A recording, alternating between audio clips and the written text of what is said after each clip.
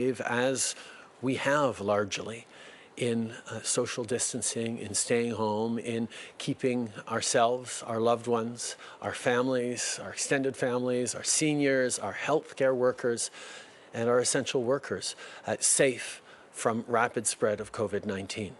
The federal supports that we've given to workers, to families, to students, to people right across the country have been so that people can stay home, so that they can engage in social distancing, so they do prevent further spread of COVID-19. And we are seeing over the past weeks that the curve is flattening and we are on a positive trajectory. We are not out of the woods, however, and it requires us to continue to remain attentive and vigilant in following the instructions set out by our public health officials.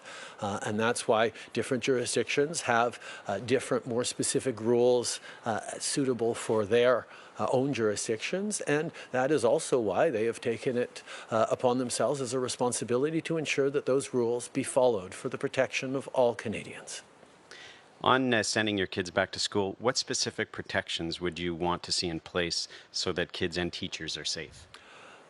I think obviously that's an area of provincial jurisdiction that I won't weigh in as Prime Minister, but as a parent I can certainly say that looking at what sort of social distancing measures will be in place, what are the kids going to do at recess, what are the kids going to do at lunch, how many kids are going to be in a classroom, how my kids are going to be kept safe, are things that all parents are thinking about, and all parents will want to see that the school system, the province, the teachers are grappling with before we move forward in the next steps. And I know that there are an awful lot of people at all those different levels working on that right now.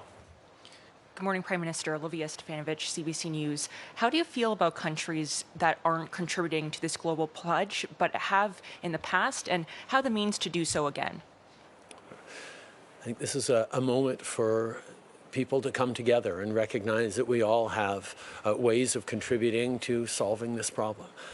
I think if it is a global pandemic, and what happens outside our borders, no matter how well we handle what's going on inside our borders, will have an impact on us directly with potential further spread of COVID-19 or indirectly with disrupted supply chains and a weakened global economy upon which we all depend.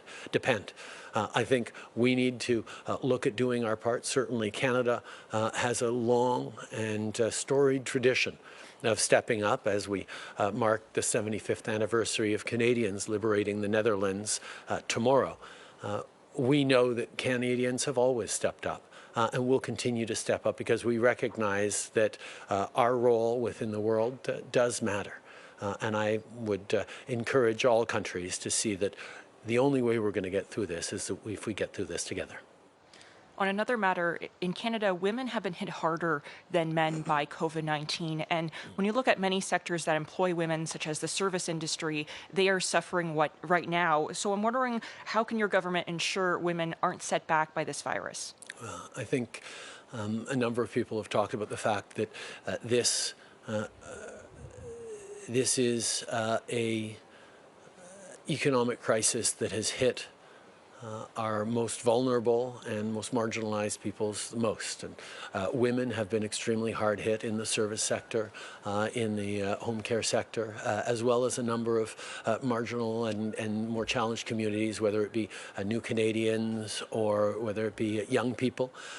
We need to make sure, and that's why as a government we've moved forward on protecting vulnerable people with the Canada Emergency Response Benefit, with extra help for charitable organizations and networks that are there to work for each other.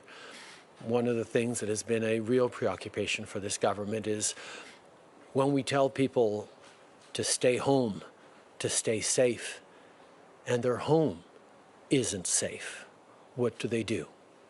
The impact of domestic violence at a time of tremendous stress and anxiety for all of us in society that can exacerbate situations of domestic violence is something that we are deeply preoccupied with as a country and as a government. That's why we've made investments in shelters and in networks to support women fleeing domestic violence, and we will continue to recognize that this pandemic isn't hitting everyone equally, that the most vulnerable, as they so often are, more vulnerable, and that is why we have to do everything we can to support the people who need our help, including and especially women through this.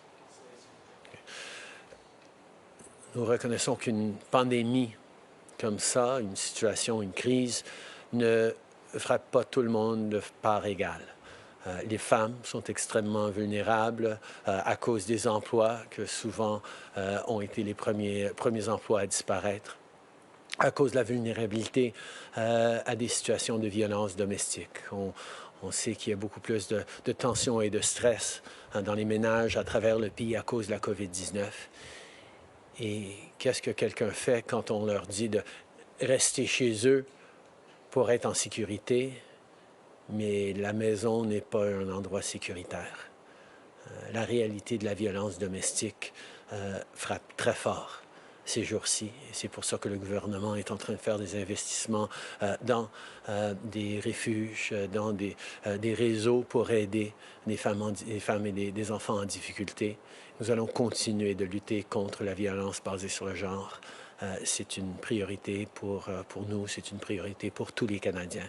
Et nous allons continuer de faire tout ce qu'on peut. Merci.